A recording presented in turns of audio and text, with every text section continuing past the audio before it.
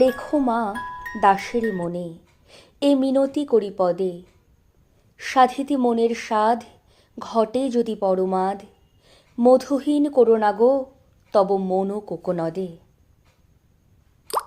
সপ্তম শ্রেণীর দ্বিতীয় কবিতা বঙ্গভূমির প্রতি, লিখেছেন মাইকেল মধুসূদন দত্ত।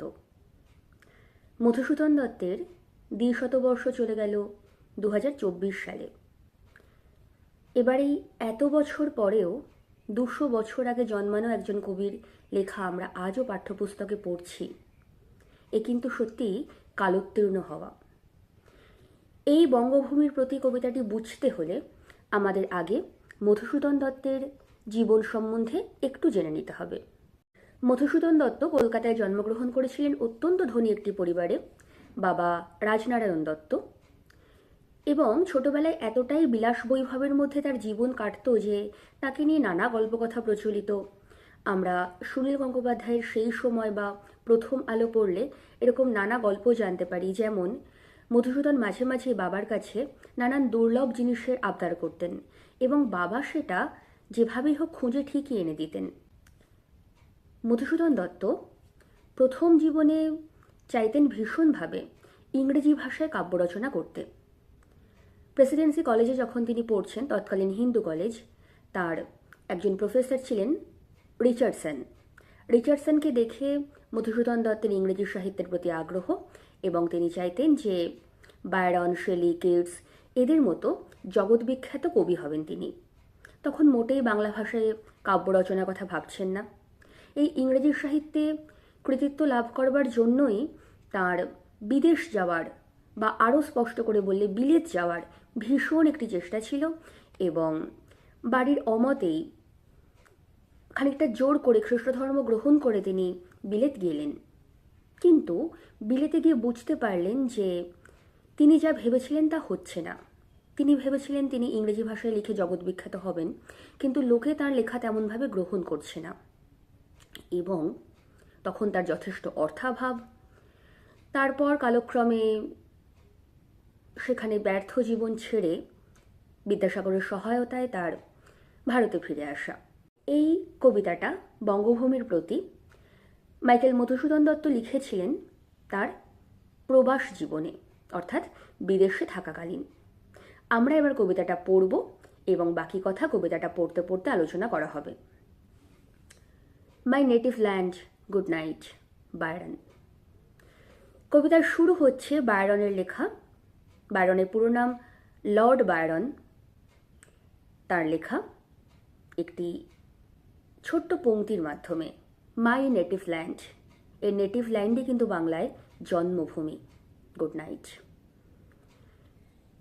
আর কখনো নেটিভ ল্যান্ডের সঙ্গে দেখা হবে না, এরকম একটি ভাবনা থেকেই এক্ষেত্রে গুড নাইট বলা হয়েছে। এক্ষেত্রে বায়রনের ভাবনার সঙ্গে মধুসূদনের ভাবনা মিলে গেছে, এবং এ প্রসঙ্গে বলা দরকার যে মধুসূদন যখন তার ছাত্রাবস্থায় ভাবতেন যে তিনি জগৎজোড়া খ্যাতি লাভ করবেন সাহিত্য রচনা করে, তখন তার আদর্শ স্থানীয় যে কজন মানুষ ছিলেন তার মধ্যে অন্যতম হচ্ছেন বায়রন। রেখো মা দাসের মনে, এ মিনতি করি পদে, সাধিতে মনের সাধ ঘটে যদি পরমাদ, মধুহীন করোনা গো তব মন কোকনদে। রেখো মা দাসের মনে। এই মা হচ্ছেন বঙ্গভূমি। দাসের মনে, দাস মধুসূদন স্বয়ং, তিনি বিনয় প্রকাশ করে নিজেকে দাস বলে উল্লেখ করছেন। এ মিনতি করি পদে, মা তোমার কাছে আমার এই মিনতি যে তুমি তোমার এই দাসটিকে, তোমার এই সন্তানটিকে মনে রেখো। সাধিতে মনের সাধ ঘটে যদি পরমাদ। আমার মনের সাধ, আমার মনের আকাঙ্ক্ষা সাধন করতে গিয়ে ঘটে যদি পরমাদ, যদি কোনো ভুলও করে ফেলি।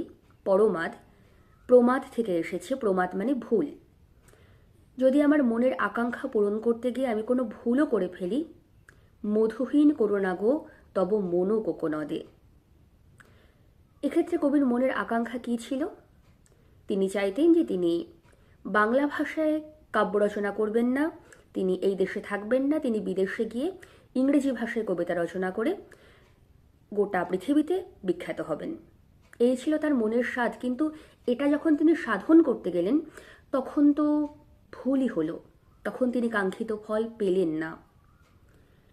মধুহীন করোনাগো তব মন ও কোকোনদে, এই লাইনটা ভারী সুন্দর, দুটি অর্থ রয়েছে। মধুহীন করোনাগো তব মন ও কোকোনদে, কোকোনদ মানে হচ্ছে পদ্ম। বইয়ের অর্থ অংশে দেখবে তোমরা লেখা রয়েছে যে কোকোনদ মানে লাল পদ্ম। মধুহীন করোনাগো তব মন ও কোকোনদে, মধু অর্থাৎ মাধুর্য, তোমার মন যদি একটি লাল পদ্মসম হয় তবে তার মাধুর্য যেন কখনো শূন্য না হয়ে যায়। অর্থাৎ এক্ষেত্রে মধুসূদন দত্ত বঙ্গমাতার মনকে লাল পদ্মের সঙ্গে তুলনা করে বলছেন যে তোমার মনে যেন সর্বদা লাল পদ্মের সৌন্দর্য স্বরূপ আমি বিরাজ করি। আবার এই মধু শুধুমাত্র মাধুর্য নয়, এই মধু মাইকেল মধুসূদন স্বয়ং।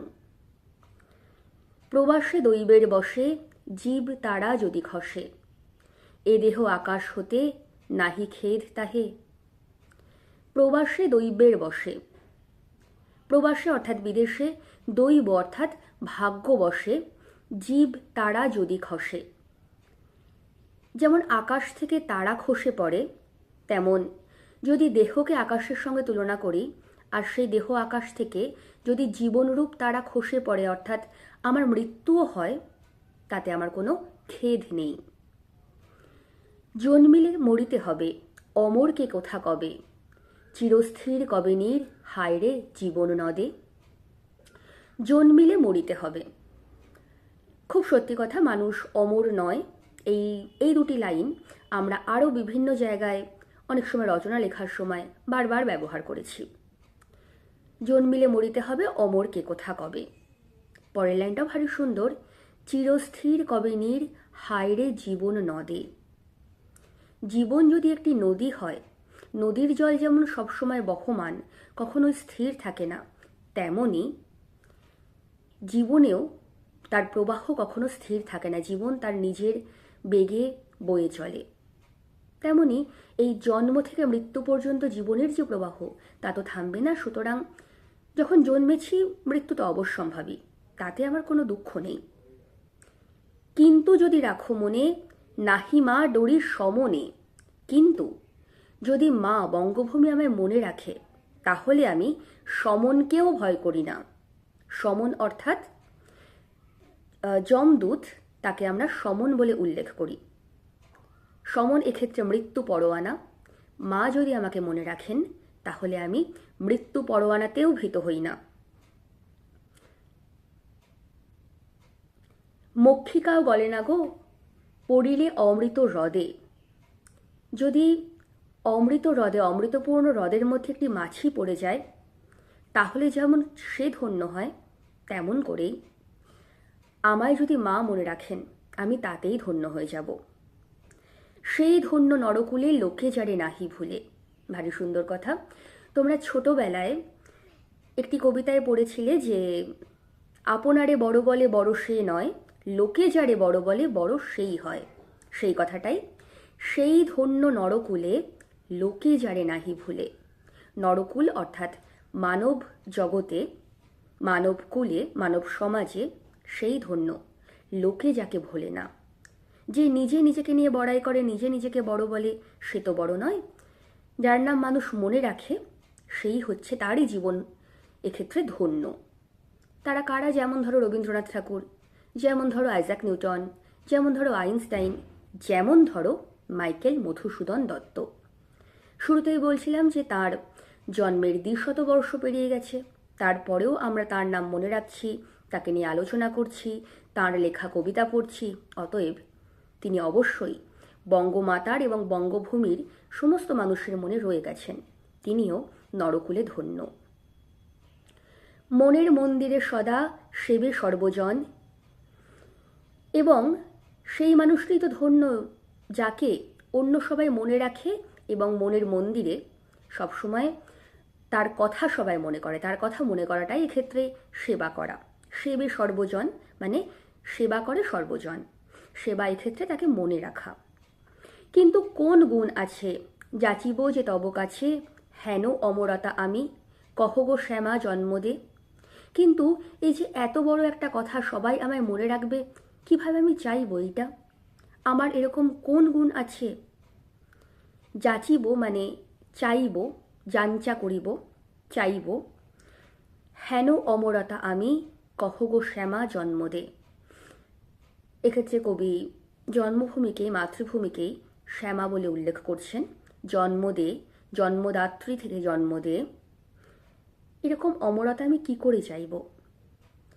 কবিতার শুরুতেই কবি একবার নিজের বিনয় প্রকাশ করেছেন নিজেকে দাস বলে উল্লেখ করে, এখনও আবার এই কথাটি বলে যে আমার তো তেমন কোনো গুণ নেই যে আমি এরকম নিজেকে অমর হিসেবে দেখতে চাইব, আমি চাইব যে সবাই আমার নাম মনে রাখুক। তবে যদি দয়া করো, ভুল দোষ গুণ ধরো, তবে এটা হতে পারে যদি তুমি আমায় দয়া করো এবং আমার সমস্ত দোষকে তুমি গুণ হিসেবে কনসিডার করো। অমর করিয়া বর দেহ দাসে, সুবরদে। তুমি আমায় অমরত্বের বর তবেই দিতে পারো। আমার সমস্ত দোষ তোমার চোখে গুণ হয়ে গেলে তবেই হয়তো আমি এই বর পাবার যোগ্য হতে পারি। সুবরদে, যিনি বর দান করেন, যিনি বরদাত্রী, তাকেই বড়দা, বড়দে বলা হয়। আর সুবরদে, যিনি সুন্দর বর দান করেন। ফুটে যেন স্মৃতি জলে, মানসে মা যথা ফলে, মধুময় তামরস কি বসন্ত কি শরদে। ফুটি যেন স্মৃতি জলে, ভারী সুন্দর কথা। স্মৃতিরূপ জলে যেন আমি সর্বদা প্রস্ফুটিত হই।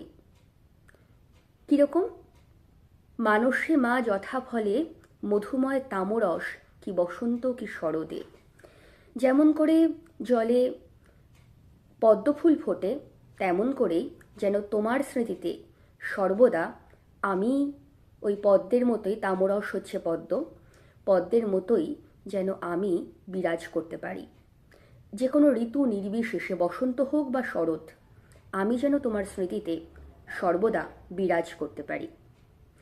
এই হলো তাহলে এই কবিতাটা।